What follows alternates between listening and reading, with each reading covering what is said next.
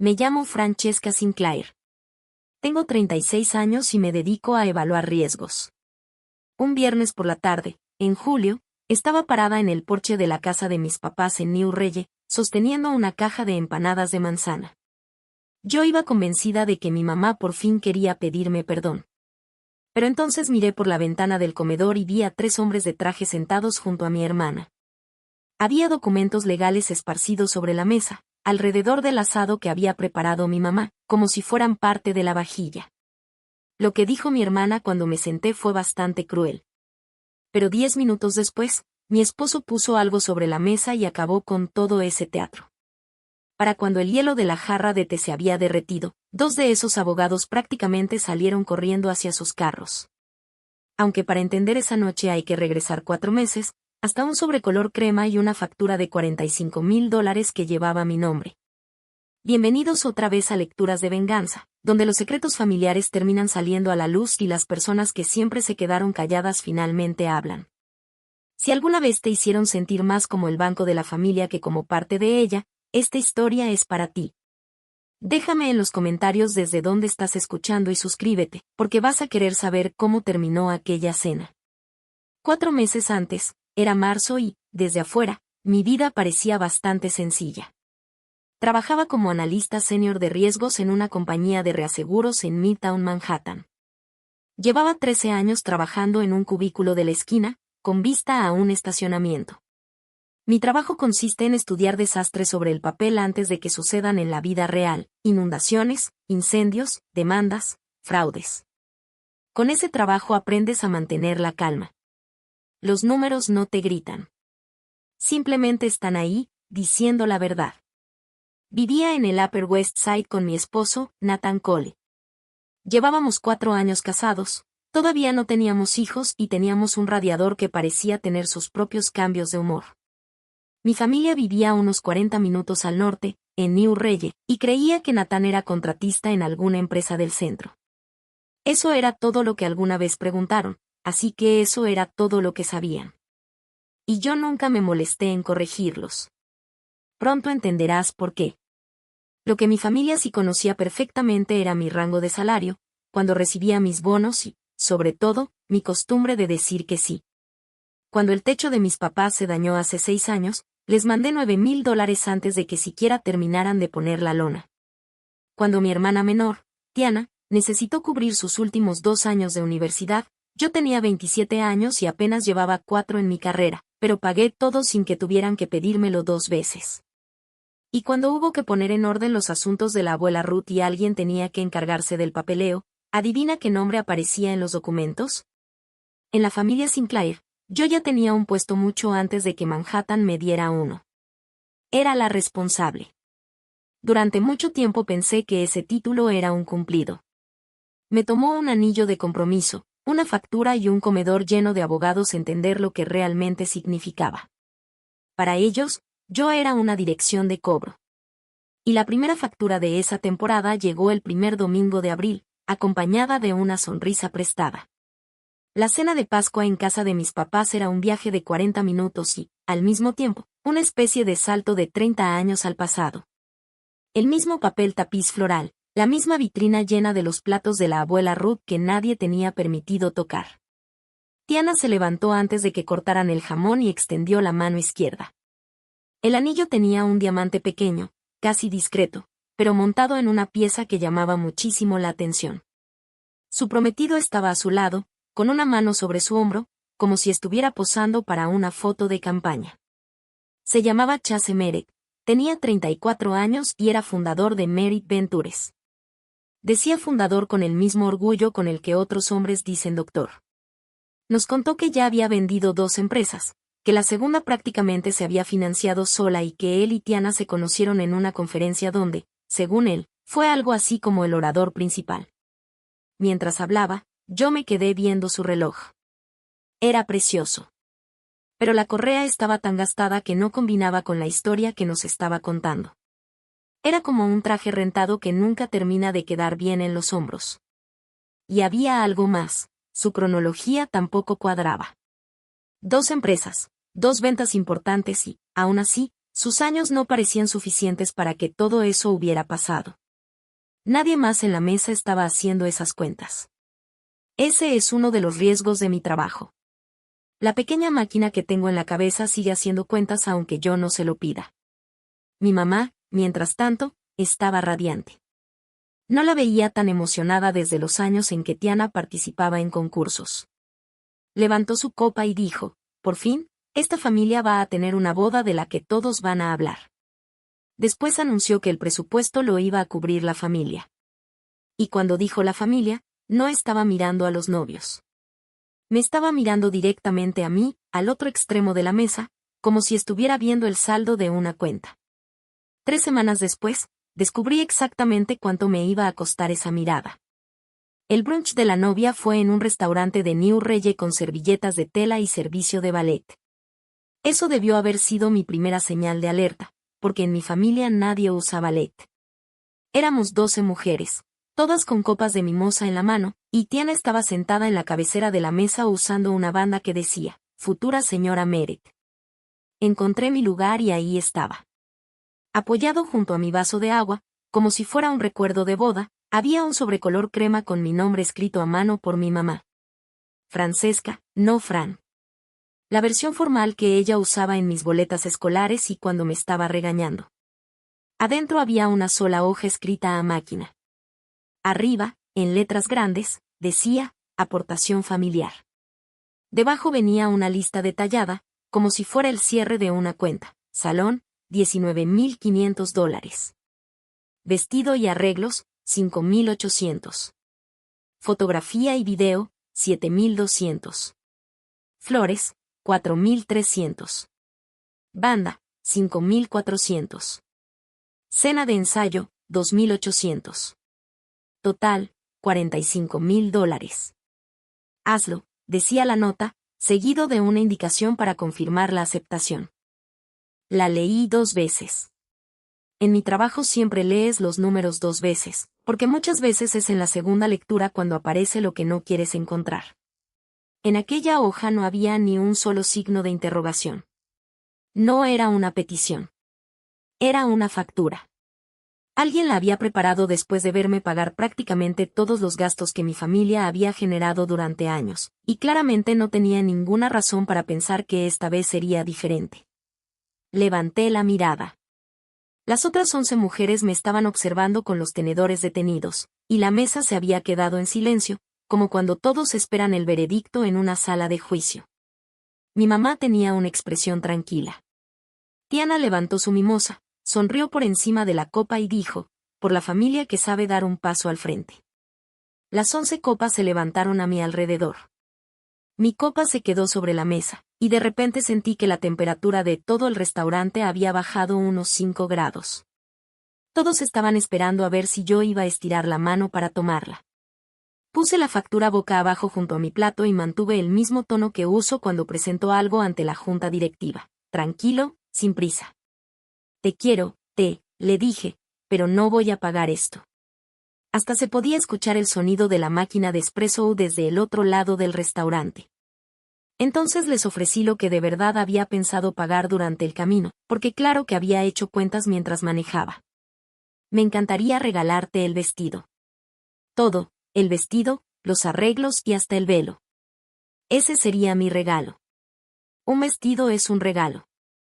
$45,000 es prácticamente pagar una hipoteca para cumplir el sueño de otra persona. La cara de mi mamá cambió de golpe.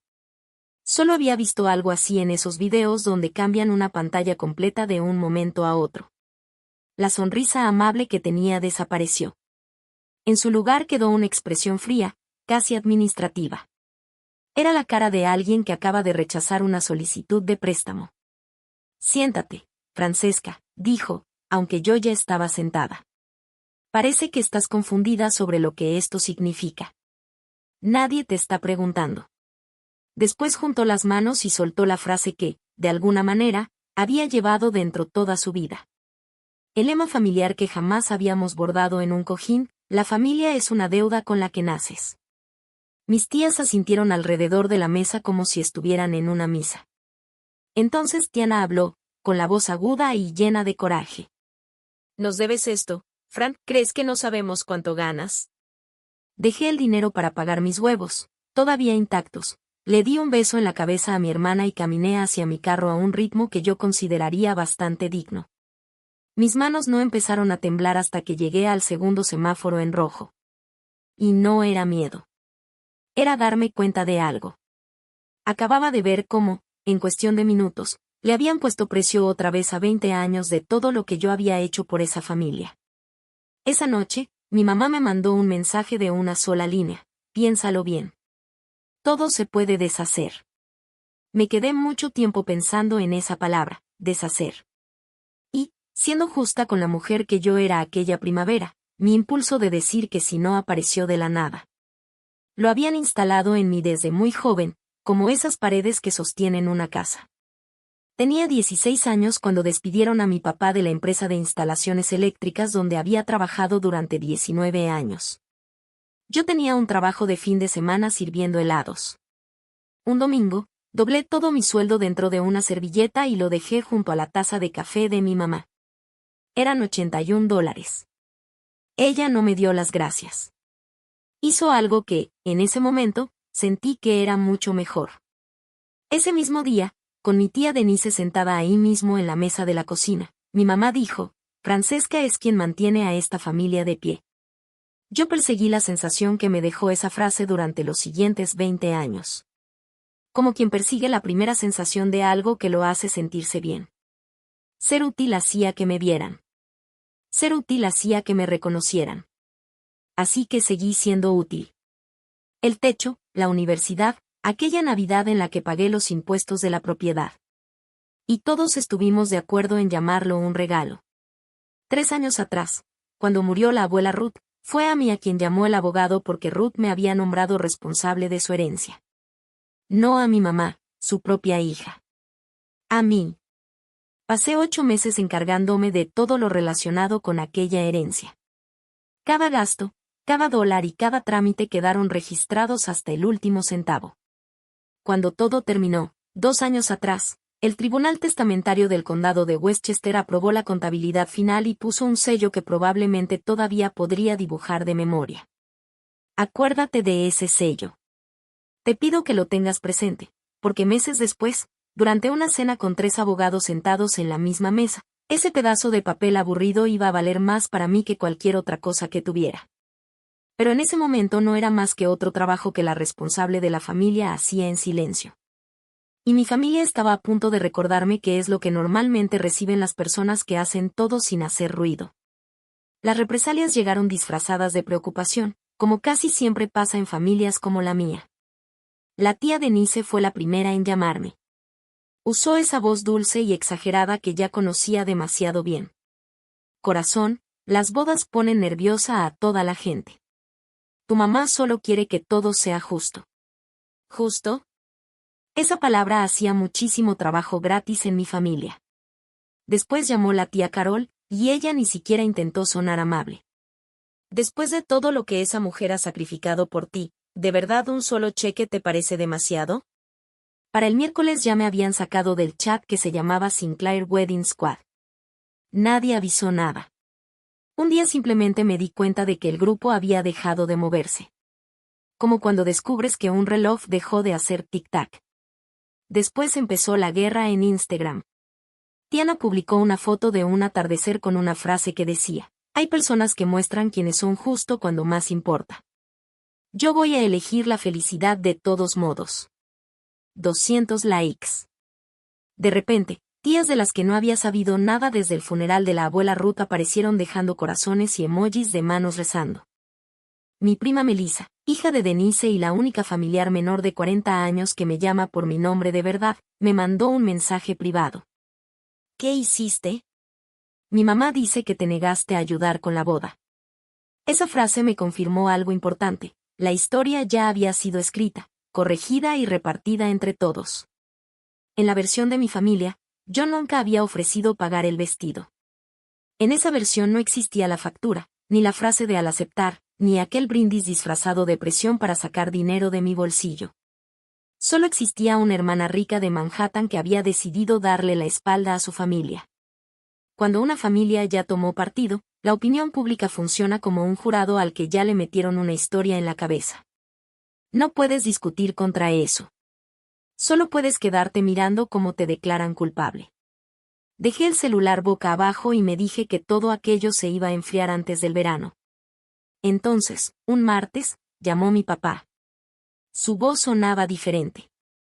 Tenía una especie de quiebre que nunca le había escuchado. ¿Puedo ir a verte?, me preguntó. A solas.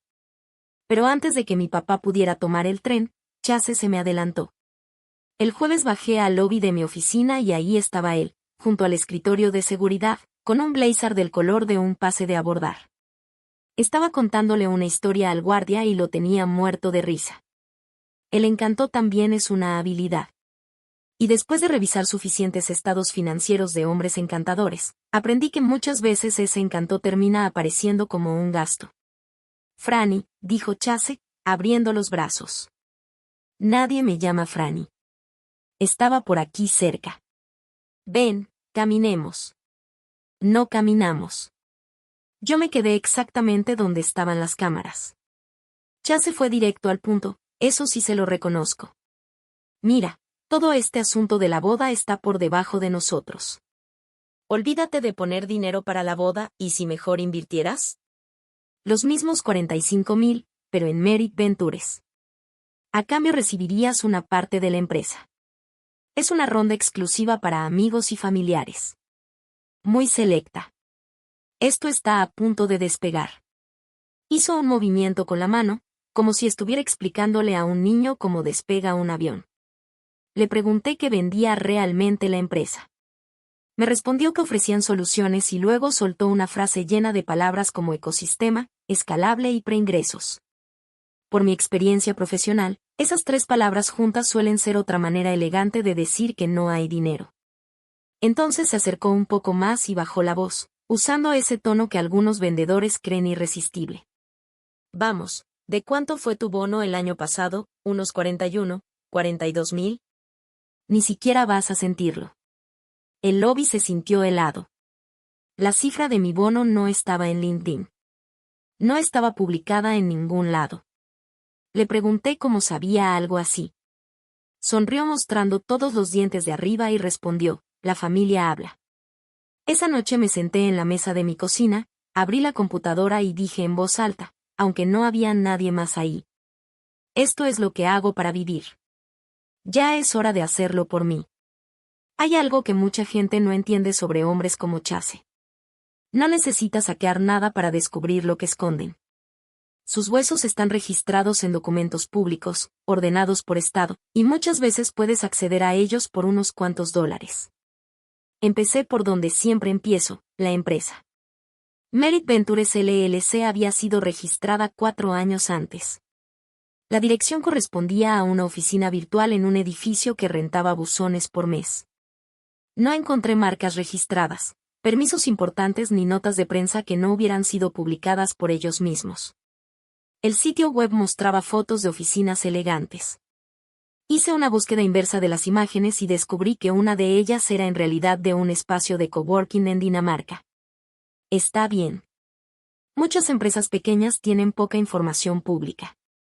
Así que decidí retroceder y revisar los registros corporativos, estado por estado. Y ahí fue cuando el patrón apareció clarísimo. Antes de Merit Ventures estaba Merit Capital Group, creada en Florida y disuelta administrativamente después de 2 años. Antes de esa estaba Meridian Merit Partners, registrada en Nueva Jersey y después disuelta. Mismo estilo de agente registrado. Direcciones que parecían ser buzones. Y el mismo ciclo una y otra vez, abrir una empresa, conseguir dinero de personas que confían en ti, desaparecer, disolverla y luego mudarte a otro estado. En mi oficina tenemos un nombre para ese tipo de comportamiento cuando lo ves reflejado en una gráfica. Le decimos una sierra. Y una gráfica con forma de sierra en el balance de una persona puede significar lo mismo que en el de una empresa que está fallando. Alguien está metiendo dinero por un lado para evitar que se vea lo que está pasando por el otro. Era casi medianoche cuando encontré el detalle que me hizo alejarme de la pantalla. Los documentos de Florida no estaban firmados con el nombre de Chase Merit. aparecía un socio administrador llamado Charles B. Merritt. El mes de nacimiento coincidía. También había otros pequeños detalles escondidos en una línea del documento notarial. Era el mismo hombre, con otro nombre, en otro estado y, aparentemente, en otra versión de su propia historia. Mi hermana no se estaba casando con un fundador. Se estaba casando con una franquicia. Y yo todavía ni siquiera había empezado a revisar los registros de los tribunales. Mi papá bajó a la ciudad el sábado. Para Gerald Sinclair, eso era casi tan extremo como lanzarse en paracaídas. Tenía 66 años, era electricista jubilado y consideraba que Manhattan era un lugar interesante, siempre y cuando uno lo conociera desde el parabrisas, con las puertas del carro bien cerradas. Se sentó en la mesa de mi cocina con su té y su camisa de franela favorita, y llegó al tema poco a poco, como siempre. Primero habló de los Mets, luego del clima y después de lo mal que estaba mi radiador. Finalmente dejó la taza sobre la mesa. Hazlo, Franny. Solo por mantener la paz. Tu mamá es complicada, pero sigue siendo tu mamá. Mientras hablaba, me quedé mirando sus manos. Eran manos de electricista, con cicatrices en los nudillos, entrelazadas como si estuviera sentado en una iglesia. Durante toda mi infancia, esas manos habían arreglado prácticamente todo en aquella casa, excepto lo único que de verdad necesitaba una reparación. Le hice la pregunta que llevaba desde aquel brunch guardándome.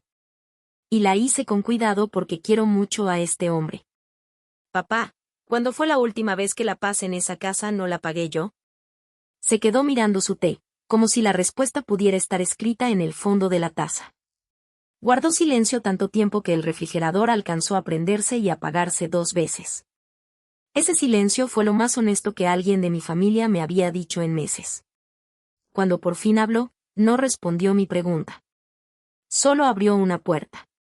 Hay algo con la casa, dijo. Y se detuvo de inmediato, como alguien que llega al borde del cemento fresco y decide no pisarlo. Olvídalo. Ya está arreglado. Me abrazó en la puerta con más fuerza de lo normal y se fue. Yo me quedé parada en el pasillo de mi propia casa, haciendo mi trabajo después de horas, mirando una frase llena de información que faltaba y calculando cuánto podría costarme más adelante. Revisar los registros judiciales me tomó todo un fin de semana y me costó menos que una cena. Lo que encontré valía más que mi título universitario. Charles B. Merritt tenía una sentencia civil en Florida de unos años atrás por $84,000. El fallo se había emitido después de que dejara de presentarse a sus propias audiencias. Había otra sentencia en Nueva Jersey por $37,500. Un proveedor le había dado mercancía a una de las empresas de Merritt, y en lugar de recibir su dinero terminó con una empresa disuelta como única respuesta. Así que presentó la demanda contra él personalmente. También encontré un gravamen fiscal federal por $28,900. Sumé todo como habría calculado la exposición financiera de cualquier persona con la que una empresa estuviera considerando hacer negocios. La cifra superaba los $150,000. Todo seguía vigente. Todo acumulaba intereses. Y todo era invisible para cualquiera sentado a su lado en una cena de Pascua. Pero lo que no me dejó dormir no fue una cifra. Era una demanda civil por fraude que seguía pendiente en Nueva Jersey. La habían presentado el año anterior y el caso todavía estaba abierto. Saqué la demanda y la leí de pie. Los demandantes eran una pareja casada del condado de Bergen. Afirmaban que el acusado se había comprometido con su hija, había acelerado muchísimo la relación y después había convencido a la familia de adelantar dinero para una boda y también para invertir en su empresa. Después del compromiso, la relación terminó discretamente y el dinero nunca volvió a aparecer. Había un acuerdo preliminar adjunto como evidencia. El nombre de la hija estaba tachado. Pero el patrón no. Me senté lentamente en el piso de mi cocina, algo que definitivamente no forma parte de ningún procedimiento normal para un analista, y dejé que todo me cayera encima. Tiana no era la prometida de Chase. Era su próximo año fiscal. Y en algún lugar del condado de Bergen había una familia que ya había pagado el precio completo por el mismo espectáculo para el que ahora mi familia estaba vendiendo boletos. Déjame hacer una pausa y preguntarte algo, de persona a persona. ¿Alguna vez buscaste los registros públicos de alguien que tu propia familia juraba que era perfecto?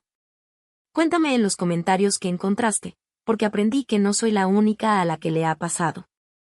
Y si acabas de llegar, suscríbete, porque lo que hizo mi mamá después es justamente la razón por la que existe esta historia. Esa noche del domingo puse todo sobre la mesa de la cocina como si fuera un expediente, porque eso era exactamente lo que tenía frente a mí. Las empresas disueltas, las 2 sentencias, el gravamen fiscal y la demanda del condado de Bergen con el nombre de la hija tachado. Nathan llegó del gimnasio, vio todo aquello sobre la mesa y entonces hizo exactamente lo que me recordó por qué me había casado con él. Durante 10 minutos no dijo una sola palabra. Se sentó, leyó cada documento en orden, acomodó perfectamente las hojas y después levantó la mirada con esa expresión que pone cuando un rompecabezas finalmente forma una imagen que ya había visto antes. Fran, dijo, ¿tu familia realmente sabe a qué me dedicaba antes? Me reí, pero mi risa salió con un tono bastante amargo. Nunca habían preguntado. En 4 años de reuniones y fiestas familiares, ningún Sinclair le había hecho a mi esposo una sola pregunta sobre su trabajo, más allá de aquello de si todavía hacía contratos. Si alguien hubiera hecho una sola pregunta, habría descubierto esto. Antes de trabajar en su firma y antes de tener una oficina en Manhattan, Nathan Cole pasó 9 años como fiscal federal en la sección de fraudes financieros del Distrito Sur de Nueva York. Durante toda su carrera se había enfrentado a hombres como Chase. Solo que los hombres que Nathan investigaba tenían estructuras más sofisticadas y finales mucho peores. Mi familia había pasado 4 años sentando a uno de los abogados especializados en fraude más peligrosos de toda la costa este en el extremo de la mesa, junto a los niños, simplemente porque era callado y manejaba un Honda. Nathan señaló la demanda del condado de Bergen. Esta tiene una forma que no me gusta, dijo. No parece el típico caso de un novio sin dinero. Esto parece un sistema. Entonces me hizo una pregunta que cambió por completo la forma en que vi todo aquel verano. ¿Quién metió la factura en todo esto, él o tu mamá? Decidí empezar por la versión más suave. Primero, porque era mi hermana. Y segundo, porque recordé cuando le enseñé a andar en bicicleta en el estacionamiento de la iglesia. Yo corría detrás de ella sosteniendo el asiento, incluso mucho después de que ella creyera que ya la había soltado. Nos vimos en una cafetería a mitad de camino, en Pelham. Llevé un solo documento, el menos alarmante de todo el expediente, el aviso de disolución de la empresa de Florida. Nada de sentencias. Nada del gravamen. Nada de la demanda. Solo un documento oficial del Estado que demostraba que la última empresa de su prometido había sido cerrada administrativamente por ignorar sus propios trámites. Se lo deslicé sobre la mesa, como cuando le pasas un suéter a alguien que tiene frío. No te estoy pidiendo que lo dejes, le dije. Solo te estoy pidiendo que le preguntes por esto. Tiana lo miró durante unos 4 segundos. Después levantó la vista y vi algo cerrarse detrás de sus ojos, como una cortina metálica bajando en plena noche. Lo estuviste investigando. Su voz subió una octava y se escuchó por toda la cafetería. No podías simplemente pagar el cheque como una hermana normal. Tenías que investigar al hombre que amo. Mantuve la voz tranquila y le expliqué que era un documento público, que cualquiera podía consultarlo y que yo lo había encontrado en cuestión de minutos. Y fue entonces cuando mi hermanita se recargó en la silla, cruzó los brazos y dijo en voz alta lo que realmente pensaba. Todos tenemos deudas, Fran. Por lo menos él tiene grandes sueños. Todos tenemos deudas. Ella ya lo sabía. Tal vez no conocía la cantidad completa. Tal vez no sabía lo del condado de Bergen. Pero sabía que había algo raro, que la situación tenía corriente, y aún así decidió meterse al agua porque la fantasía del otro lado le parecía suficiente recompensa. Se levantó, guardó el documento en su bolsa como si fuera una simple servilleta y soltó su última frase antes de irse. El café lo pagas tú. Puedes permitírtelo. En mi trabajo existe un momento en el que una persona deja de ser una relación comercial y se convierte en un expediente. Nunca es algo dramático. Simplemente cambias la manera en que manejas ese nombre. A partir de ahí, todo queda documentado, con fechas y respaldos. Esa noche, Sentado frente a la mesa de mi cocina, hice lo mismo con mi propia familia. Saqué una de las carpetas gris oscuro que uso en el trabajo para las cuentas que consideramos de mayor riesgo y escribí en la pestaña, con letras grandes, Proyecto Chapel. Adentro puse los registros de las empresas, las sentencias, el gravamen y la demanda del condado de Bergen. Todo bien impreso y acomodado con un índice, porque si me iban a temblar las manos, prefería que fuera mientras organizaba algo. Después agregué unos documentos que nadie esperaría encontrar dentro de un expediente sobre una boda, mis propios registros ejecutivos, la contabilidad final de la herencia de la abuela Ruth, los recibos y la aprobación del tribunal con el sello del condado de Westchester. Nathan me vio hacer los agujeros en las hojas y me preguntó por qué estaba metiendo los documentos de la herencia. Le dije la verdad. Llevaba semanas viendo venir algo. En mi trabajo no esperas a que llegue la inundación para empezar a comprar costales de arena. Si esta familia decide venir contra mí, quiero saber desde antes por dónde puede entrar el agua. Él asintió lentamente, salió de la habitación y regresó con un sobre blanco sencillo. Estaba cerrado y mi nombre estaba escrito al frente con su letra cuidadosa de abogado. Lo puso al fondo de la carpeta sin darme ninguna explicación. Por si acaso, dijo. No lo abras a menos que lo necesitemos. Le pregunté qué había adentro. Me besó en la frente y respondió, una puerta. Y espero que nunca tengamos que cruzarla. Desde esa noche, mi familia se convirtió en un expediente sobre mi escritorio. Ellos mismos se habían convertido en eso. Y los expedientes, a diferencia de las familias, no reciben el beneficio de la duda. Se verifican. La primera señal de que mi mamá estaba preparando algo llegó, como siempre, por medio de la tía Denise. Ella nunca ha dado una opinión propia en toda su vida. Solo repite las de Lorraine como si fueran suyas. Me llamó entre semana con una voz llena de preocupación, como si estuviera sirviendo una cazuela recién salida del horno. Corazón, quiero que sepas que yo no creo ni una palabra de eso. Un comienzo clásico. No puedes defenderte de una acusación que nadie ha dicho todavía, así que me quedé callada y esperé. Es que tu mamá mencionó que hubo algunas irregularidades con la herencia de la abuela Ruth. Dinero que quizá no terminó donde debía. Está preocupada por ti, eso es todo. Después agregó. Dice que manejaste todas esas cuentas tú sola, sin que nadie supervisara. Cualquiera puede cometer errores. Me quedé completamente quieta en mi cocina y sentí como toda la estructura de lo que estaba pasando empezaba a formarse frente a mí, pieza por pieza. Mi mamá no estaba simplemente chismeando. Un chisme no tiene dirección. Esto sí tenía una estructura bien pensada. Primero, sembrar entre la familia una duda exactamente relacionada con mi mayor fortaleza, para que la persona responsable terminara pareciendo sospechosa. El segundo paso todavía no aparecía, pero yo ya podía sentir los espacios preparados para colocarlo. Nadie arma una historia así solo por diversión. La construyes porque existe la posibilidad de que algún día necesites usarla. Igual que Chase tenía direcciones de buzones en 3 estados diferentes. Una hora después, Melissa me mandó un mensaje. ¿Por qué de repente todos están hablando del dinero de la abuela? Mi mamá lleva toda la noche hablando por teléfono. Miré hacia el otro lado de la barra y vi la carpeta gris oscuro. Adentro estaba el sello del tribunal, tranquilo y silencioso. Entonces entendí algo que me dio todavía más frío que la acusación. Yo había metido los documentos de la herencia en esa carpeta por puro instinto 3 días antes de que comenzaran los rumores. Y mis instintos casi nunca se adelantan a los planes de mi mamá. Eso significaba que aquel plan había empezado mucho antes de que yo rechazara pagar la boda. Mi papá me llamó a las 10 de la noche de un martes. Y Gerald Sinclair no llama a las 10 de la noche un martes. Su voz estaba baja, como siempre que mi mamá se encontraba en otra habitación.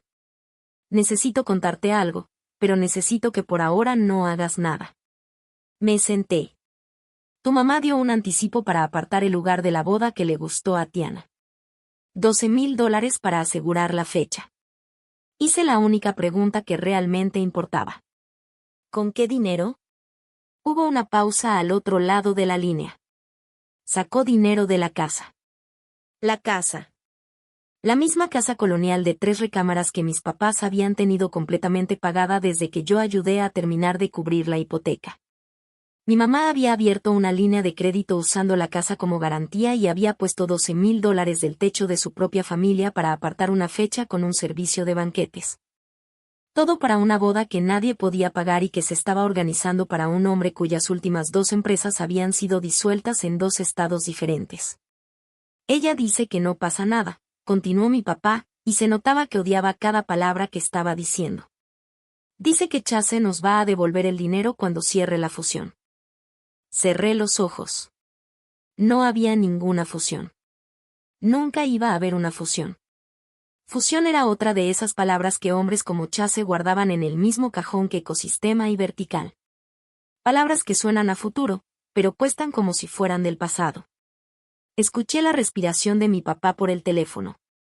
Detrás escuchaba apenas la televisión, más al fondo, aquella casa donde yo había crecido, ahora conectada directamente al flujo de dinero de un estafador.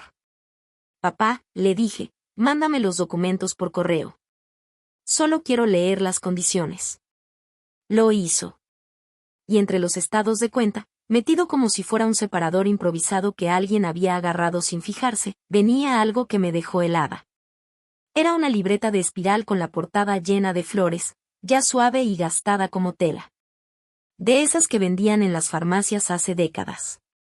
Mi papá, al juntar los papeles sueltos para meterlos en el sobre junto con los documentos del préstamo, la había tomado de encima del escritorio de mi mamá sin darse cuenta. Casi la devolví sin abrirla. Casi. En la primera página, escrita con una letra cursiva juvenil, redondita y alegre que nunca había visto, pero que reconocí de inmediato, como reconoces una voz aunque venga desde el otro lado de una pared, decía, Lorraine. Privado. En la página siguiente había una lista de gastos que cambió por completo la forma en que veía a la mujer que me había criado. Para mamá. Cuarto y comida, septiembre, $12. Vestido para el recital del coro, $4. Pasaje de autobús pendiente, duplicado por indicación de mamá. Interés por pago atrasado, $1. Página tras página, mes tras mes, una niña de 15 años llevaba sus propias cuentas. Registraba con toda seriedad cuánto costaba ser hija de alguien. Algunas cantidades tenían una marca de verificado, pagado. En otras aparecía la letra de mi abuela, escrita de forma rápida, dura y fría, corrigiendo las cuentas para subir todavía más la cantidad. Y al final de una de las páginas, con esa misma letra adulta, había una frase subrayada 2 veces. Al parecer, mi abuela pensaba que una adolescente necesitaba aprendérsela de memoria. El amor es lo que puedes mostrarle a los vecinos. Me quedé mucho tiempo dentro de mi carro estacionado afuera de mi edificio, con aquella libreta apoyada sobre el volante. Mi mamá no había inventado ese libro de cuentas. Lo había heredado, igual que otras familias heredan vestidos de bautizo. Había pasado 40 años intentando pagar una deuda que su propia madre había escrito. Y cuando esa cuenta nunca llegó a cero, mi mamá abrió una nueva a mi nombre. Eso debería haber hecho que doliera menos. No fue así. Porque después de 13 años trabajando en evaluar riesgos y calcular pérdidas, hay algo que aprendí: entender de dónde vino la inundación no hace que se seque una sola habitación de tu casa. 2 días después llegó la carta. La recibimos en nuestro departamento dentro de un sobre grueso y pesado. De esos papeles que parecen querer cobrarte solo por tocarlos. El membrete decía, Pierce and Associates, abogados, con una dirección en Yonkers. La carta tenía apenas 3 párrafos, pero estaban escritos de una manera tan complicada que prácticamente no decían nada. Decía que mi familia quería formalizar ciertos acuerdos financieros entre familiares. Hablaba de años de apoyo económico, de una relación supuestamente beneficiosa para todos y me invitaba a revisar los documentos adjuntos con espíritu de reconciliación. El documento adjunto tenía un título bastante claro: Acuerdo de apoyo familiar y préstamo. Y quiero que sepas exactamente qué decía, porque llevo años leyendo contratos financieros y propuestas llenas de condiciones. Este tenía todos los clásicos, solo que disfrazados con palabras bonitas. El primer punto decía que yo entregaría $45,000, descritos como un préstamo sin intereses, sin calendario de pagos y sin obligación de devolverlo mientras existiera la armonía familiar. Un préstamo que nunca tienes que devolver se llama regalo en cualquier otro lugar, excepto en un documento preparado por personas que probablemente piensan volver por más. El segundo punto, y este quiero que lo escuches con calma porque yo tuve que leerlo 2 veces, decía que yo aceptaría ser cofirmante de una línea de crédito empresarial para Merit Ventures LLC. Supuestamente para apoyar a la empresa familiar. Ser cofirmante significaba que cuando la compañía de Chase hiciera lo mismo que habían hecho sus otras empresas, el banco podría terminar tocando mi puerta. El tercer punto era una cláusula de no desprestigio mutuo. Yo aceptaría no hacer declaraciones perjudiciales sobre ningún miembro de mi familia ni sobre ningún negocio relacionado con ellos. Querían 3 cosas de mí: mi dinero, mi crédito y mi silencio. Y querían las 3 por escrito y con firma notariada. Leí el documento apoyada en la barra de la cocina y, de una manera muy extraña, me sentí casi como si estuviera trabajando. Así pasa cuando una amenaza finalmente deja de ser una insinuación y aparece convertida en documentos oficiales. Nathan lo leyó detrás de mí. Llegó a la parte de las firmas, donde aparecía el nombre del abogado, y de repente se quedó completamente quieto.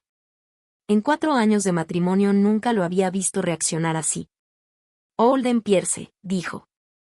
Conozco ese nombre. No me explicó nada en ese momento. Se fue a su estudio y escuché cómo abría varios cajones. Cuando regresó, tenía la expresión de alguien que acababa de abrir un expediente viejo dentro de su cabeza. Hace años, cuando trabajaba en la Fiscalía Federal, tuvimos un caso en el que un testigo apareció de repente con una declaración firmada retractándose de todo lo que había dicho. La había firmado en el despacho de un abogado, en una sola reunión, sin oportunidad de revisarla con calma y con familiares presentes presionándolo. El abogado que había organizado aquella firma era Holden Pierce. Nathan me explicó que tiempo después el colegio de abogados terminó investigando a Pierce por otro asunto en el que había utilizado prácticamente el mismo método. Documentos firmados bajo presión y clientes a los que prácticamente no les dejaban opción. Pierce fue suspendido para ejercer durante 18 meses. Después, como suele pasar más veces de las que uno quisiera admitir, recuperó su licencia y volvió a abrir su despacho en Yonkers. Era un negocio de una sola persona, con una sala de reuniones rentada por horas. Yo también hice mi parte de la investigación, porque en nuestra casa la confianza funciona con 2 analistas. El registro público de abogados lo confirmó: licencia suspendida, licencia restaurada, actualmente vigente. Práctica individual. No aparecía ningún asociado. Y guarda ese detalle.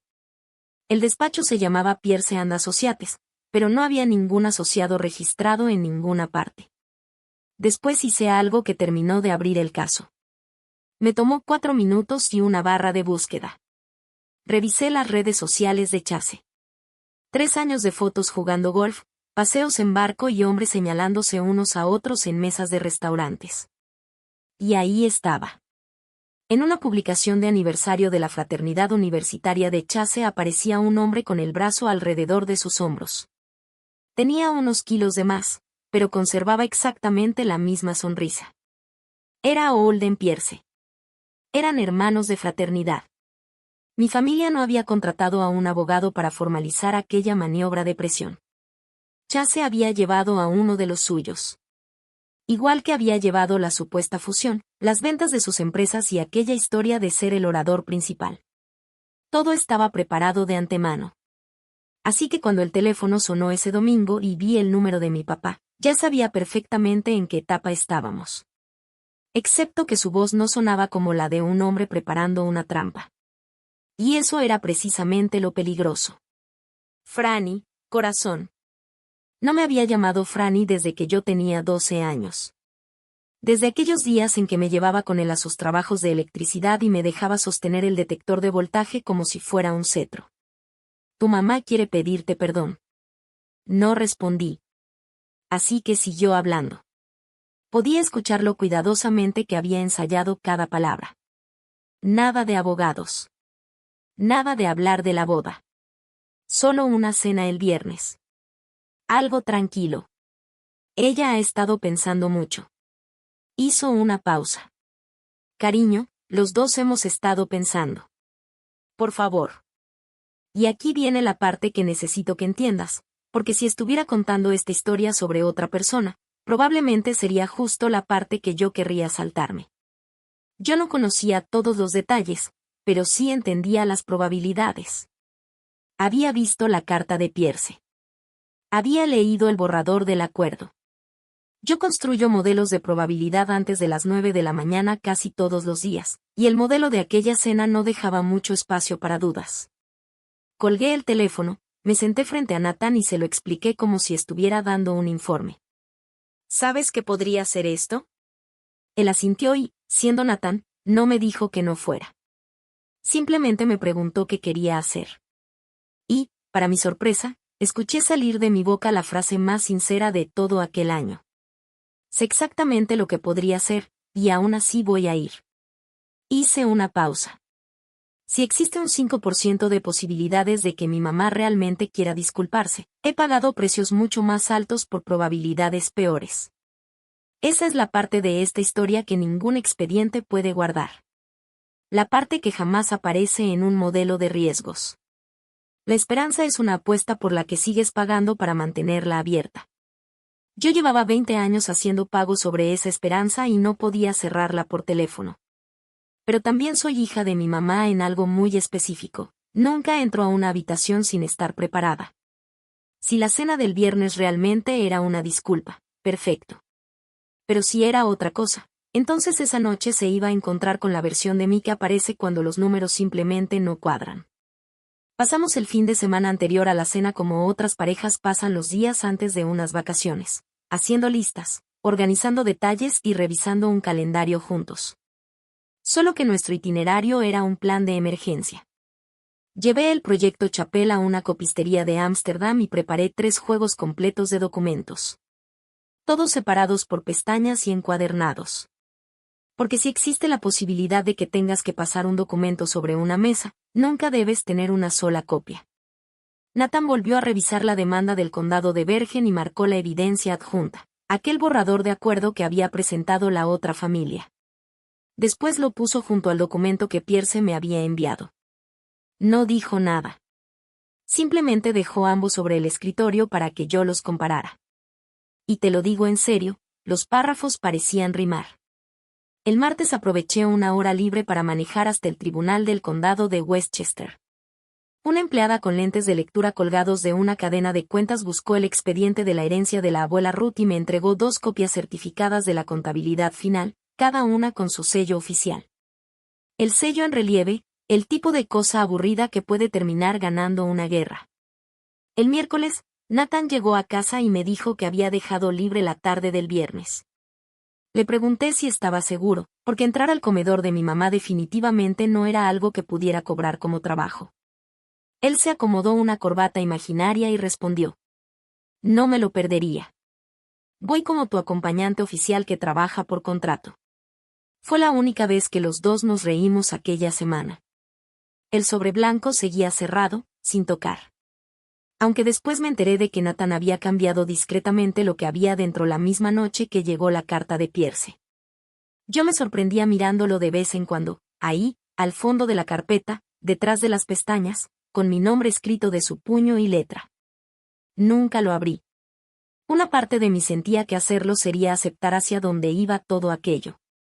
Pero había otra parte, la que todavía recordaba el olor de aquel huerto de manzanas al que íbamos cada octubre, que seguía susurrándome que tal vez nada de eso sería necesario. Tal vez, por una vez, solo habría asado y una disculpa. El jueves por la noche estaba de pie frente a la mesa de nuestra cocina, con una mano apoyada sobre la carpeta. Y quiero marcar este momento con toda honestidad, porque aquí es donde realmente cambia el rumbo de la historia. Fue algo mucho más silencioso que todo lo que pasó durante la cena. En mi trabajo, cuando abres un expediente sobre alguien con quien estás evaluando un riesgo, algo cambia para siempre. No importa si al final la revisión sale limpia. Nunca vuelves a ver a esa persona de la misma manera, porque ya imaginaste todas las formas en que podría perjudicarte. Y una vez que tu mente llega ahí, no existe un botón para regresar. Yo había abierto un expediente sobre mi propia mamá. Lo había organizado con pestañas, Había conseguido copias certificadas y había preparado duplicados. Pasara lo que pasara el viernes, ya fuera una mesa llena de asado o llena de documentos, la hija que había hecho todo aquello ya no iba a volver. La que mandaba dinero antes de que terminaran de poner una lona en el techo, esa mujer ya no existía. Lo supe en ese instante. Es como saber que cambió la estación antes de revisar el pronóstico. Nathan entró y me encontró así, con la mano sobre la carpeta como si fuera una Biblia sobre la que no estaba dispuesta a jurar. Le expliqué la única regla que todavía me quedaba. Mi último 5% de esperanza. Si de verdad es una disculpa, la carpeta se queda en el carro. Trato hecho, respondió. Y lo dijo en serio. Aún así, metió la carpeta en su portafolio, porque aceptar un acuerdo y tener un plan de respaldo son dos cosas completamente distintas. El viernes por la tarde salimos de la ciudad rumbo al norte. En el piso del asiento del copiloto iba una caja de empanadas de manzana de la panadería que le encanta a mi papá. 40 minutos. El mismo camino de siempre. Las luces de las casas aparecían y desaparecían mientras nos acercábamos a New Reye. Llegamos a la calle de mis papás a las 6:55. La luz del porche estaba encendida. Necesito que entiendas lo que eso significaba en el lenguaje de la casa de mi mamá. Ella solo encendía la luz del porche cuando esperaba invitados. Yo había crecido en esa casa. Y esa luz estaba encendida para mí. Y así regresamos al momento donde comenzó esta historia. Yo parada en aquel porche con una caja de la panadería, mirando por la ventana del comedor y viendo a 3 hombres de traje. Cuando el pronóstico termina confirmándose, el tiempo se siente extraño. Una parte de ti parece caer al piso, mientras la otra se vuelve increíblemente organizada. Miré la habitación a través del vidrio como si estuviera revisando una lista. Mi mamá estaba en la cabecera, usando sus perlas de siempre. Mi hermana tenía esa postura rígida de novia que lleva horas organizando detalles. Chase estaba ahí con su blazer del color de un pase de abordar. Al otro lado de la mesa había un hombre robusto, de unos 50 años, con varios documentos perfectamente acomodados frente a él. A cada lado tenía otro abogado. Una mujer con una libreta legal y un hombre más joven cuyo saco le quedaba como si se lo hubiera prestado un vendedor mucho más grande. En medio de todos aquellos papeles estaba el asado, todavía soltando vapor. Se veía casero, familiar, en ese momento, casi ofensivo. Parecía un elemento de decoración puesto ahí para decir familia, mientras los documentos contaban una historia completamente diferente. Nathan puso una mano firme sobre mi espalda. Las carpetas están en el carro, dijo en voz baja. Tú dime y se quedan ahí. Toqué el timbre de la casa de mis papás. Era la primera vez en mi vida que lo hacía. Mi mamá abrió la puerta con su sonrisa de anfitriona, acercó la cara para darme un beso sin realmente tocarme y dijo: «¿Trajiste empanadas?» «¡Qué linda!». Usó exactamente la misma voz que emplea con los vecinos cuando está a punto de presumirles algo. Entramos. El hombre robusto se levantó y extendió la mano. Holden Pierce, abogado de la familia. Luego señaló a los demás. Mis asociados, la señorita Whitfield y el señor Calewa. La mujer asintió desde su lugar, con la libreta legal frente a ella. Calewa también asintió, pero ni siquiera me ofreció la mano. Y entonces me fijé en algo. En cada lugar de la mesa había algo relacionado con la cena, menos en el mío y en el de Nathan. En mi lugar había un documento grueso, casi del tamaño de un menú, con pequeñas pestañas amarillas a lo largo del costado, como una cinta de advertencia. Firma aquí. Firma aquí. Firma aquí. Y debajo del acuerdo asomaba una hoja titulada Capacidad financiera de la parte contribuyente. Tenía números. Mis números. Mi rango de salario, mi bono y otros datos financieros. Eran tan cercanos a la realidad que volví a escuchar en mi cabeza la voz de Chase, con aquella sonrisa mostrando todos sus dientes de arriba. La familia habla. Pierce hizo clic con su pluma y sonrió hacia toda la mesa, como un hombre a punto de comenzar un espectáculo. ¿Empezamos? Lo que siguió fue una actuación que, con el tiempo, llegué a apreciar de una manera extraña. como cuando admiras una trampa muy bien construida mientras todavía tienes un pie dentro. Pierce empezó a leer el acuerdo en voz alta con un tono monótono y casi notarial, diseñado para hacer que rendirse sonara como un simple trámite. Los $45,000 pasaron a llamarse un instrumento de apoyo familiar. La firma como coacreditada en la línea de crédito de Chase se convirtió en un gesto de confianza en la empresa familiar. Y la cláusula que buscaba callarme pasó a ser respeto mutuo dejado por escrito. Mi mamá era quien ponía la música de fondo. Cada cierto tiempo murmuraba: esto solo está haciendo oficial lo que la familia ya significa. Mi papá miraba fijamente su plato, como si estuviera leyendo ahí su propio obituario. Y yo hice lo que sabía hacer. Empecé a hacer preguntas con mi voz de reunión, una por una, mientras observaba cómo funcionaba aquella máquina. ¿Quién sería el beneficiario de la línea de crédito y cuál sería el límite? Pierce respondió que el límite lo determinaría la institución financiera. En otras palabras, nadie sentado en aquella mesa sabía realmente cuánto riesgo podía terminar cayendo sobre mí. ¿Cuáles son las condiciones de pago de este préstamo? Flexibles, dentro del espíritu familiar. O sea, ninguna. ¿Por qué una reconciliación familiar necesita que yo renuncie a mi derecho de decir cosas verdaderas sobre Merit Ventures? Hubo silencio. Entonces Chase intervino. Con toda tranquilidad, como si estuviera hablando del clima. Es algo completamente normal, Franny.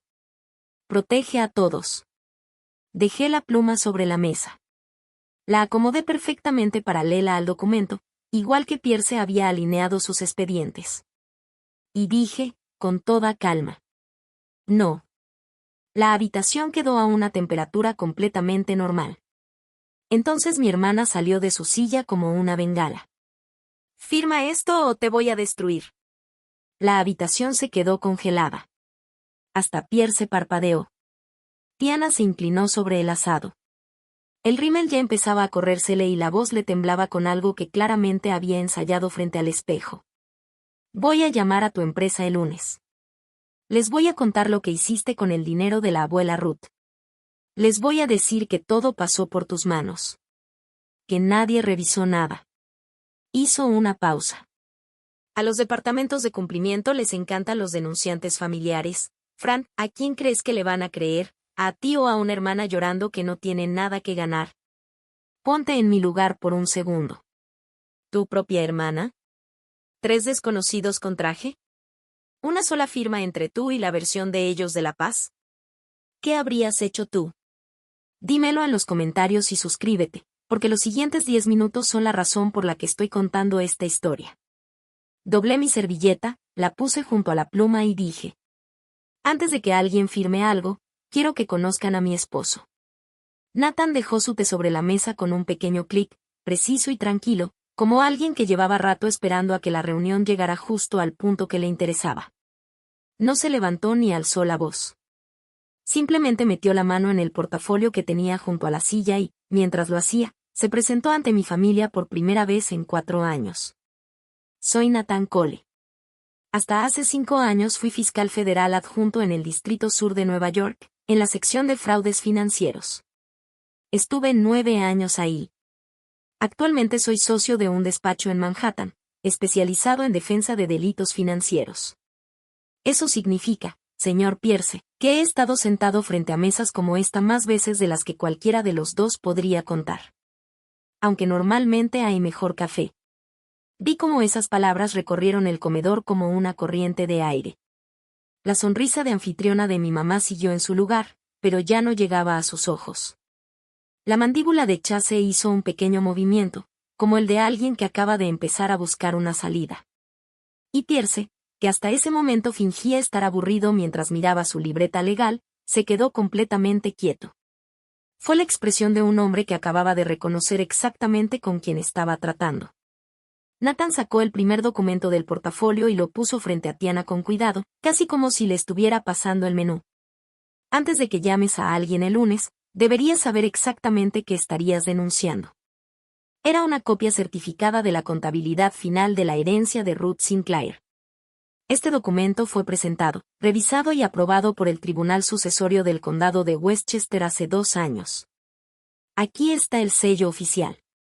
Cada dólar de la herencia de tu abuela fue registrado hasta el último centavo y aprobado por un juez. Es un documento público. Cualquiera puede solicitar una copia. Hizo una pausa de apenas un segundo. Nosotros pedimos 2. Dejó que esas palabras se quedaran sobre la mesa. Y eso me lleva al segundo punto. Lo que tu hermana acaba de decir frente a varias personas podría interpretarse como una amenaza de presentar una acusación criminal falsa para obligarla a entregar dinero. En este estado, eso puede tener varios nombres legales. Miró a Tiana. Voy a asumir que fue una reacción desesperada de una mujer joven que ya se arrepintió de lo que dijo. Y por esta vez, vamos a dejarlo aquí. Lo aterrador fue la tranquilidad con la que lo dijo. Vi a mi hermana entenderlo en tiempo real, sin decir una sola palabra. El arma que había estado levantando contra mí durante todo el verano había estado apuntando hacia ella desde el principio. Pierce carraspeó y extendió la mano hacia sus documentos.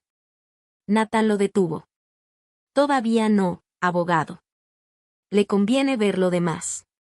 Sacó el segundo juego de documentos, perfectamente organizado y dividido con pestañas, y lo colocó en el centro de la mesa, justo donde debería haber estado la cuchara para servir.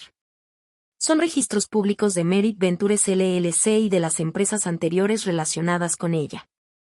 Los recopiló mi esposa, que se dedica profesionalmente a este tipo de análisis. Y, sinceramente, lo hace mejor de lo que yo lo hacía en mi antigua oficina. Pasó a la primera página. Meridian Merit Partners, Nueva Jersey, disuelta. Merit Capital Group, Florida, disuelta. Luego pasó a la siguiente. Página 2. Sentencia en Florida por $84,000. Sentencia en Nueva Jersey por $37,500. Gravamen fiscal federal por $28,900. Nathan mantuvo el mismo tono tranquilo. Más de $150,000 en obligaciones que siguen vigentes. Una cantidad que, por cierto, quizá no les mencionó el hombre que les está pidiendo que financien una boda de $45,000. Pasó otra página. Página 4, el nombre con el que apareció registrado en Florida. Charles B. Merritt. Una página más. Página 5, una demanda civil por fraude que sigue abierta en el condado de Bergen.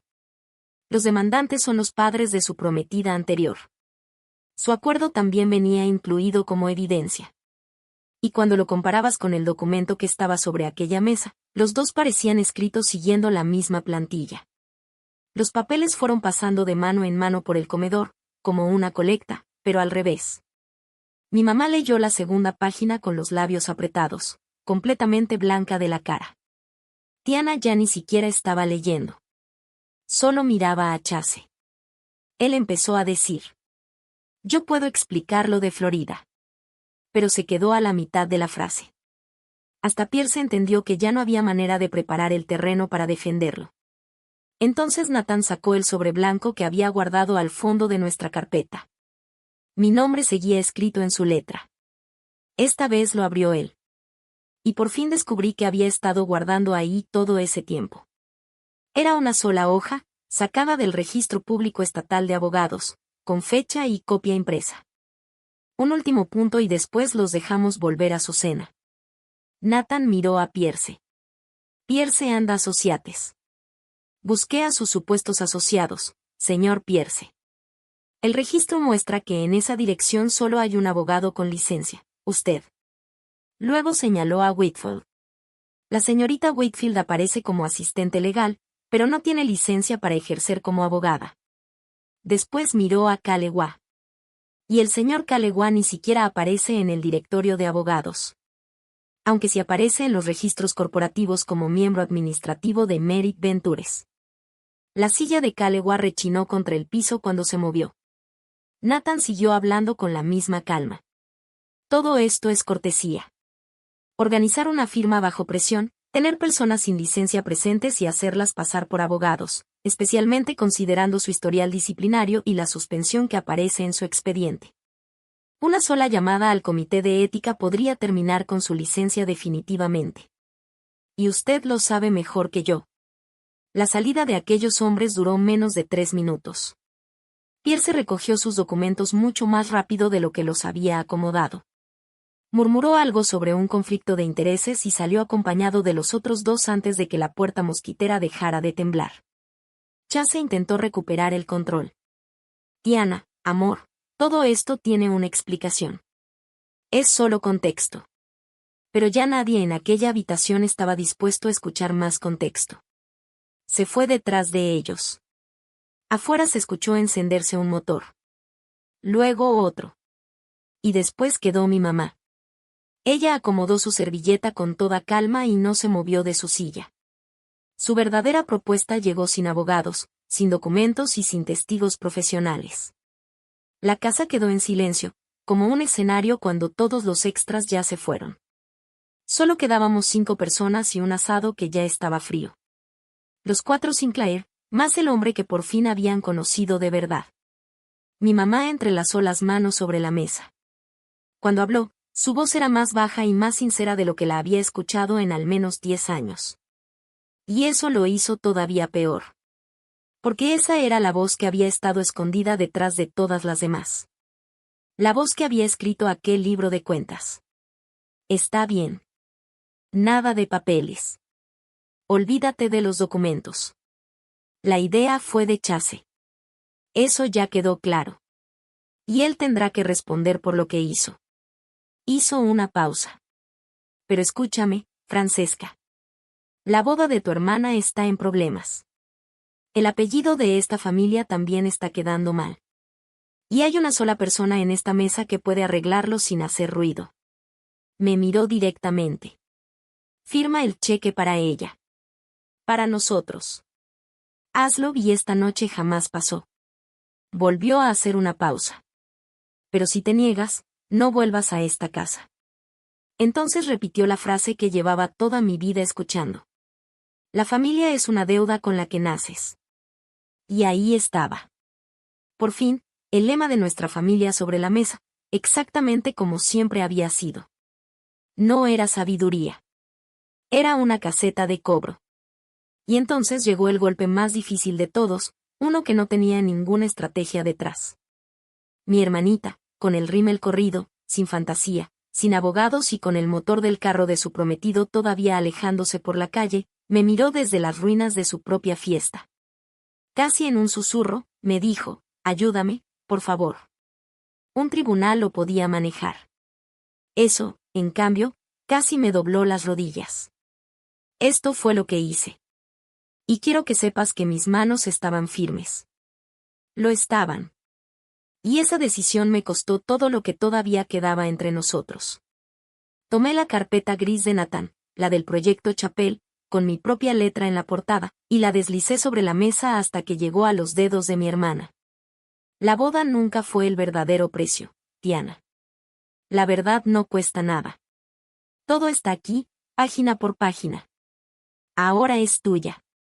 Léelo y después decide quién está arruinando a quién. Después miré a mi mamá y le di mi respuesta con la misma calma con la que llevaba 13 años calculando riesgos. Yo ya pagué todas las cuentas que esta familia me puso enfrente, mamá. El techo, la universidad, los impuestos, siempre les dijimos que eran regalos. Pero esta es la primera cuenta que te voy a devolver. Ella intentó responder, pero me adelanté con una sola frase. La frase sobre la que había estado pagando intereses desde los 16 años. Yo nací, mamá. Nunca fui una deuda. Ya afuera, bajo la luz amarilla del porche que mi mamá solo encendía para los invitados, Nathan sacó su teléfono. Su dedo ya iba hacia la línea de atención del comité de ética, hacia todas las acciones que ahora podíamos tomar legalmente y con toda razón. Puse mi mano sobre la pantalla. No. Nada de cartas. Nada de denuncias. No vamos a cobrarles. Nathan me miró durante unos segundos y luego guardó el teléfono. Entonces, ¿qué vamos a hacer?, preguntó. Cerrar la cuenta. Y bajamos juntos los escalones de la casa de mi mamá hacia la oscuridad de julio. Nadie dijo mi nombre. Y quiero ser sincera contigo sobre lo que pesaba ese silencio. No sales de una habitación así sintiéndote más ligera. Sales sintiéndote más real. Estábamos casi llegando al carro cuando la puerta mosquitera volvió a sonar. Mi papá salió caminando por el sendero en calcetines. Llevaba la caja de empanadas que yo había llevado. Seguían cerradas. La cinta estaba intacta. Me las extendió con las dos manos, como si estuviera devolviendo algo a una tienda. Ella no quiso tocarlas, dijo. Y se disculpó con todo el cuerpo. No pude evitar pensar que esa imagen resumía perfectamente quién era mi papá, un hombre bueno, sosteniendo una caja de pasteles entre dos mujeres que estaban en guerra. Intentando arreglar la única cosa de aquella casa para la que todavía tenía el diagrama de conexiones. Se quedó bajo la luz del porche y finalmente dijo aquello que había cargado durante más tiempo que cualquiera de nosotros. Ella no conoce otra manera. Hizo una pausa. Franny, su mamá, que Dios la tenga en su gloria. Esa mujer llevaba cuentas de absolutamente todo. De los cumpleaños, de los favores, hasta del perdón. Lorraine creció pensando que el amor siempre tenía una deuda pendiente. Me pidió que fuera paciente con ella. Y entonces todo terminó de acomodarse dentro de mí. No fue con enojo.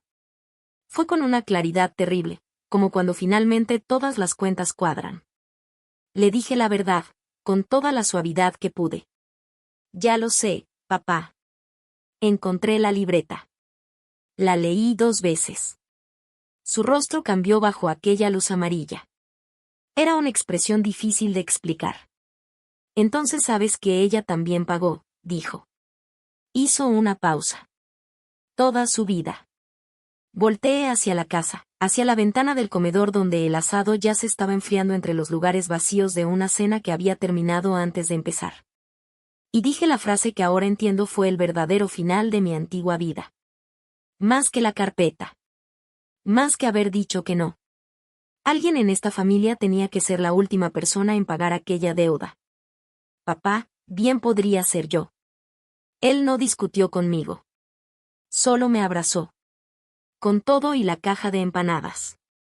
Apretó una esquina de la caja sin darse cuenta.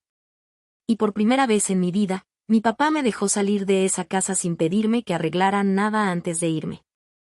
Ese fue su regalo. Era la única moneda que tenía para darme, y me la entregó. Manejamos de regreso hacia el sur con las ventanas un poco abiertas. Entraba el olor a pasto recién cortado y el aire de la noche. Las luces de la ciudad empezaron a aparecer sobre la autopista como una enorme hoja de cálculo llena de puntos brillantes. Nathan buscó mi mano sobre la consola y no la soltó. 6 semanas. Eso fue lo que tardó todo en acomodarse y mostrar dónde había terminado cada cosa. La boda quedó pospuesta indefinidamente, que en el lenguaje de las bodas significa que nunca iba a suceder. Tiana leyó la carpeta. Lo sé porque hizo algo que yo jamás le pedí. Ella misma llamó a la familia de Bergen County. Una mujer que nunca había conocido habló con ella durante 2 horas sobre un hombre encantador, un compromiso que avanzó demasiado rápido y dinero que simplemente desapareció. Y en algún momento de aquella llamada, mi hermana escuchó su propia historia contada con la voz de una desconocida. A veces esa es la única manera en que podemos reconocer lo que nos está pasando. Ella no me llamó. Lo único que recibí un martes de septiembre fue un mensaje de un número que no tenía registrado. Tenía una bodega en Jersey llena de cajas de Merit Ventures. Tenías razón. Todavía no estoy lista para contar más. Gracias. No respondí con ninguna frase profunda. Solo escribí. Aquí estoy. Sin facturas. Ella respondió con un corazón. Y ahí quedó todo. Una puerta abierta a apenas unos centímetros. Más de lo que algunas hermanas llegan a tener. Resultó que el lugar de la boda tenía una cláusula de cancelación de 90 días. Y aquí viene algo que jamás había incluido en mis cálculos. Mi papá se hizo cargo. Gerald Sinclair se puso su traje negro, manejó hasta aquel lugar y logró recuperar por su cuenta la mayor parte de los $12,000 del depósito. Después, en silencio, organizó pagos con su pensión para terminar de cubrir lo que quedaba de la deuda de la línea de crédito sobre la casa. Fue el primer problema en 40 años de matrimonio que resolvió completamente por su cuenta. Cuando me lo contó por teléfono, su voz sonaba 10 años más joven. mi mamá no me ha vuelto a hablar desde julio. La tarjeta de cumpleaños que le mandé regresó sin abrir. La devolvió al remitente con esa letra firme que siempre ha tenido, como de cajera de banco. Y la tía Denise se encargó de que toda la familia conociera la versión oficial. Según ellos, yo había humillado a una novia destrozada y le había dado la espalda a mi propia familia. Los vecinos, según me contaron, recibieron la historia junto con el postre. El libro de cuentas sigue existiendo. Hay cosas que simplemente no puedes apagar. Solo puedes desconectarte tú misma. Ya se reapareció en Charlotte menos de un mes después. Nueva LLC, nuevo sitio web y nuevas fotos donde volvía a sonreír como si nada hubiera pasado. Y también había una nueva mujer a su lado, con un diamante pequeño dentro de un anillo demasiado llamativo. Nathan revisa los expedientes de vez en cuando. La demanda de Bergen County sigue avanzando poco a poco y, cuando llegue el momento, todo el rastro de documentos que armé sobre aquella mesa de mi cocina va a estar ahí, en los registros públicos, esperando para servir de algo. Ese año pasamos Thanksgiving en nuestro departamento. Nathan se encargó de cortar el pavo. Melissa vino también. Era la única persona de mi familia que alguna vez se tomó el tiempo de escuchar mi versión antes de decidir quién tenía la culpa. Y llevó su horrible ensalada de ambrosía. Nos la comimos de todos modos. También llegaron dos compañeros de Nathan que no tenían a dónde ir y terminaron quedándose hasta medianoche, riéndose en mi cocina. Porque resultó que la familia también puede ser algo que construyes después de revisar las cuentas. Y esa misma mañana, antes de meter el pavo al horno, abrí una cuenta de ahorros. Una de esas cuentas para largo plazo, para algún día, pensando en un hijo que todavía no existe. El espacio para ponerle un apodo me hizo quedarme quieta durante unos segundos. Después escribí: regalo, no deuda. Yo me dedico a calcular riesgos. Y después de 36 años viviendo dentro de la economía de mi mamá, aprendí que hay un solo número que realmente importa. El amor que lleva una cuenta pendiente no es amor. Es un préstamo. Y tienes derecho, sin importar la edad que tengas ni quien haya escrito la factura, a dejar de pagar una deuda que nunca aceptaste. Esa es mi historia. Una factura, 3 abogados y un esposo tranquilo que solo necesitó un sobre. Si alguna vez te trataron como si fueras el banco de tu familia, escúchame bien. La cuenta es tuya. Y tú tienes derecho a cerrarla. Si esta historia te llegó de cerca, compártela con alguien que todavía siga pagando una deuda que nunca fue suya. Y si quieres, cuéntame tu historia en los comentarios.